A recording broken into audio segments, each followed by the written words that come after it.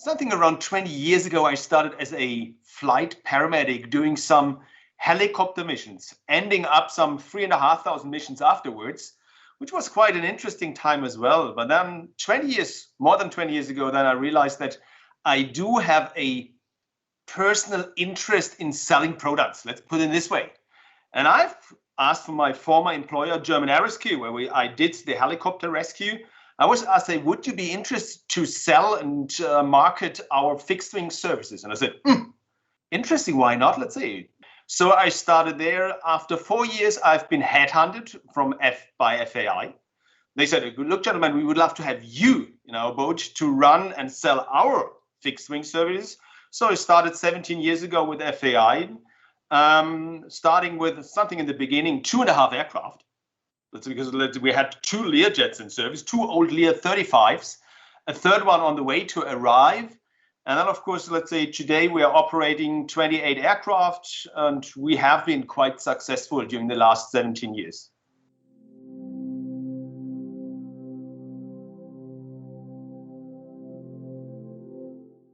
It is this fascinating aspect of emergency intensive care medicine, because I have been involved for more than 20 years in this field, doing those helicopter missions.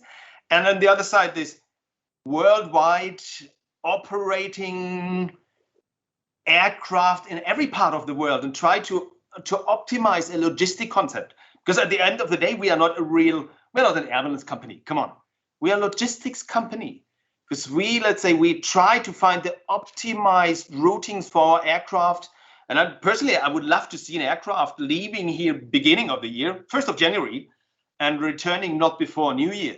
This is what I love, this fascinating aspect between intensive care, emergency medicine, and this logistic concept of our aircraft industry.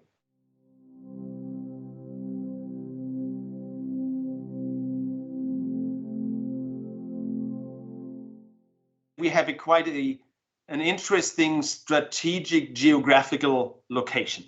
All the mainstreams in the ambulance business are passing by Central Europe. 17 years ago, it was absolutely, for me, my clear focus was to identify clients, let's say, being more or less anti-mainstream. Because the typical mainstream here in Central Europe is the Western Mediterranean, the Eastern Mediterranean into Central and Northern Europe. This is mainstream, the typical. But then, of course, a lot of people coming from the Caribbean to Central Europe, coming from the Far East to Central Europe.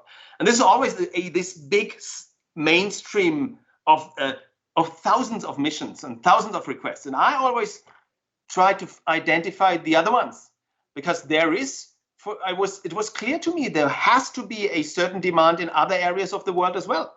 So we opened our client base and identifies those one being, let's say, in the other areas of the world. And today we are receiving something between, of course, this dropped significantly last year due to the pandemic. But let's say pre-pandemic situation had been that we were receiving between 13 and 14,000 requests per year for worldwide transports.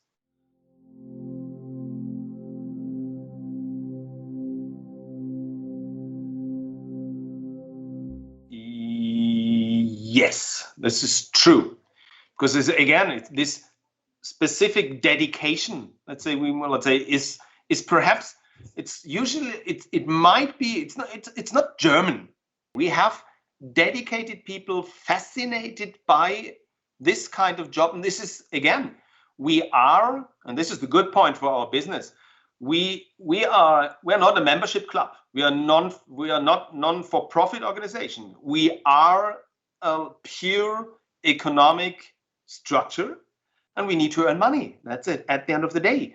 So this is clear to every staff member. They say, look, gentlemen, by optimizing our structure, we indeed earn money, but still we're helping people. And this is the interesting point for us, that we have this mixture between fascinating business, but still helping people. And we have, and this is the difference to other operators, quite a significant percentage of our missions are really life-saving missions. out of very difficult areas in the world.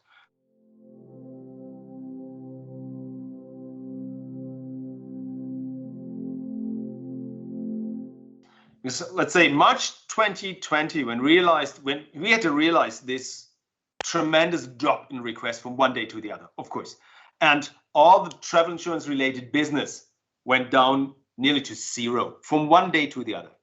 But the good point for us was that even before the pandemic, we had already, let's say, three main business areas for the ambulance business, three sectors. First of all, let's say, of course, 1/3 of our activities have been travel insurance related cases, the typical holidaymaker area. The other third had been government clients, in particular from the Middle East and other places. And third and last but not least had already been, let's say, and this was the starting point for a success story during the pandemic. This had been always those urgent evacuations out of the previously mentioned areas like in Africa or the Stan States. Because 1/3 of our missions had always been time critical missions. And of course, those aircraft, they have been the perfect tools we could use, in particular in the beginning of the pandemic, when all the countries, let's say, when all the borders were closed. With our long range aircraft, let's say, we could avoid those, we could take the detours to fly around particular countries and still make it possible. So we immediately expanded, let's say, our fleet and of course our COVID plus transport capabilities.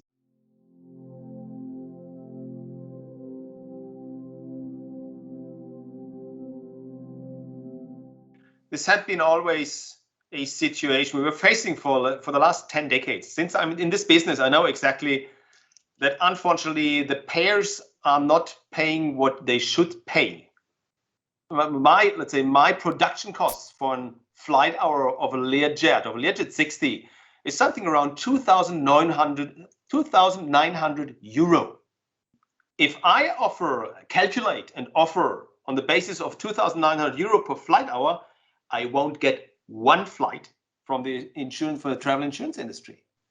The things, and this was the reason, the only way to survive this, and this is, still showing the way to quality and safety means, again, this is the concept and it's not rocket science. Let's say if I calculate on 2,200 and I get the first flight and I'm saving one empty leg back to home and I sell the next mission, and I'm saving 3 hours instead of returning home, I'm heading to the next mission directly. And then I had a third mission, which ends up, and this was before the pandemic, we had an average income per flight hour of around 3,400 euro per flight hour. And I know exactly that a lot of operators can't do that.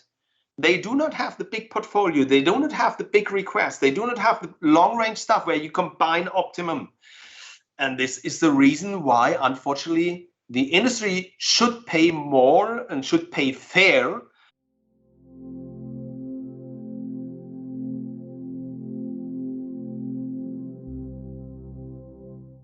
We didn't buy new aircraft. We didn't sell aircraft.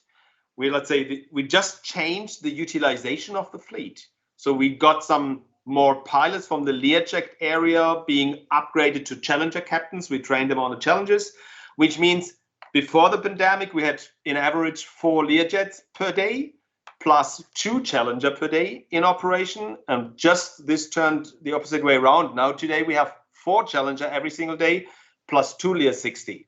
This is, how we adopted.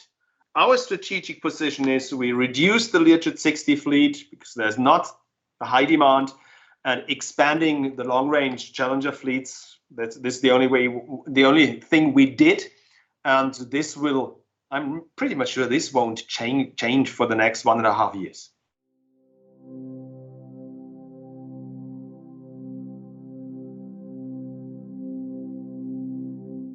No, there's no way to convert aircraft. We have a dedicated ambulance fleet, and we have a dedicated Lear 60 and Global Express fleet for our charter clients. An ambulance aircraft, after half a year of utilization, doesn't look like a charter aircraft. Believe me, let's say no one would ever accept an aircraft like this. No, let's say no. We have completely different fleets. We have the dedicated ambulance fleet and the dedicated charter fleet.